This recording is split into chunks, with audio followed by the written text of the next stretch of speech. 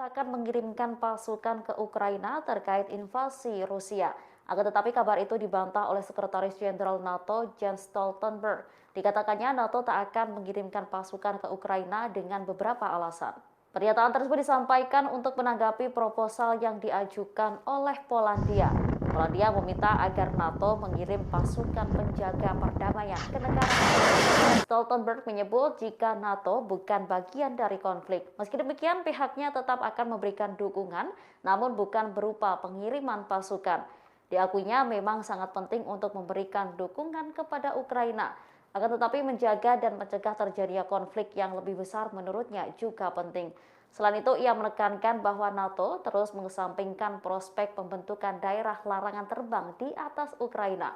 Pasalnya larangan itu akan mengindikasikan perang penuh dengan Rusia.